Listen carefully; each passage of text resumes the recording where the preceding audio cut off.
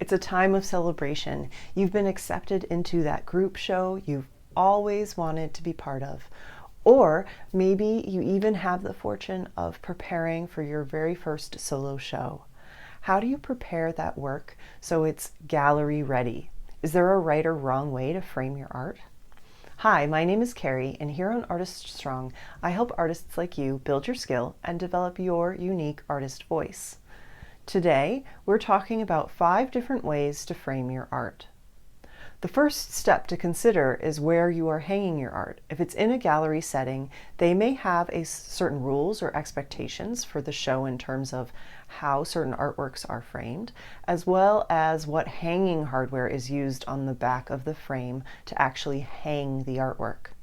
Typically speaking, if you use canvas that has a gallery wrap, which means that the canvas is neatly wrapped around the entire frame and stapled on the back side of the canvas frame, you might only need to paint the sides or keep them clean. You don't always have to frame work on canvas. If you choose not to frame your canvases, you'll need to place hanging gear on the back side of the frame. Typically speaking, galleries discourage use of something called sawtooth hangers, like the one you see here. The nails are placed through the holes on either side and then attached to the back side of the canvas frame, like I show in the following image. In this photo, I have yet to place the nails in the holes of the hanger and hammer them in, but that's what we do here if we wanted to finish it with the sawtooth hanger. Some hanging systems work with them, some don't. So it's best to ask the gallery if their system works with sawtooth hanging hardware, if that's something you want to use. I personally use sawtooth hanging hardware, say that 3 times fast, for smaller paintings that I'm selling to collectors outside of a gallery venue. It makes them easy and ready to hang for the collectors. Typically speaking, galleries usually allow acrylic and oil paintings on canvas to be unframed. Usually, watercolor or gouache works are framed behind glass to help protect the paper and preserve the color. Though I have in the past mounted my watercolors on canvas and sprayed them with UV protection spray, an archival spray. I'll be creating a post showing you how to do that, and when I do, I'll be sure it's linked below this video for you. Whether a work is framed or unframed, this is the kind of hanging hardware usually used for gallery events. There is a string or hanging wire attached by some kind of hook on either side of the frame or canvas bars. Here's a close-up of this hanging hardware called screw hooks. I've also seen this kind of hardware used arranged in the same way as the previous screw hooks. These I've seen referred to as D-rings. For any of the hardware you use to hang the work, it's important to see how much weight they hold if you have a framed artwork with glass or a large heavy canvas. Not all screw hooks or D-rings can handle the same amount of weight. Same goes for the string or hanging wire that you use to string between the hooks. In the past, I've actually used heavy-duty deep-sea fishing line and strung it multiple times between my hooks and found that actually supports heavy paintings when I couldn't find things like hanging wire.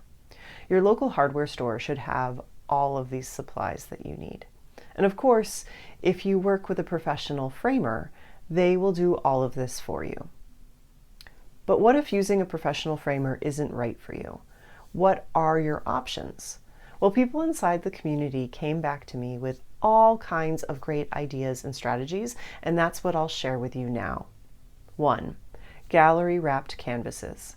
We already touched upon this, but I want to emphasize you can buy and use canvases that are gallery wrapped so you don't have to add a frame. These canvases can sometimes be a little more costly, but they are much cheaper than buying a ready-made or custom-made frame.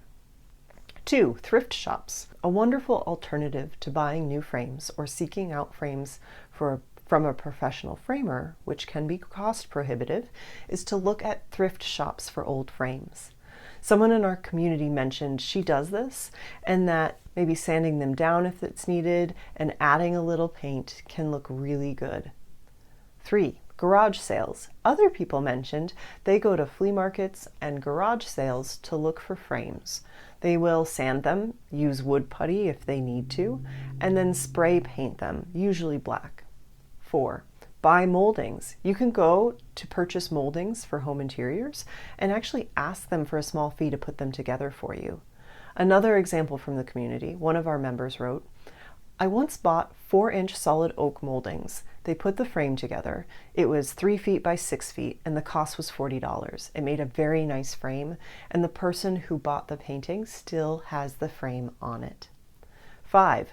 Use door jamb wood, and yet another person told me, I make basic frames using door jamb wood, which is thin finished pieces used for framing doors. All I need is a miter box saw, glue, and finishing nails. This post from Artist Strong is brought to you by the Artist Strong Studio, our community of artist patrons who believe in and wish to support this community. You can become part of the Artist Strong Studio for a small monthly commitment, as low as $1 a month. To learn more, visit patreon.com/artiststrong.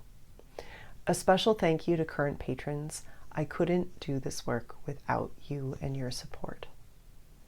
Now let's start that conversation. Ask your burning framing questions or tell us your best framing tips and tricks in the comments below. Thanks so much for watching, and I will see you next time here on Artist Strong.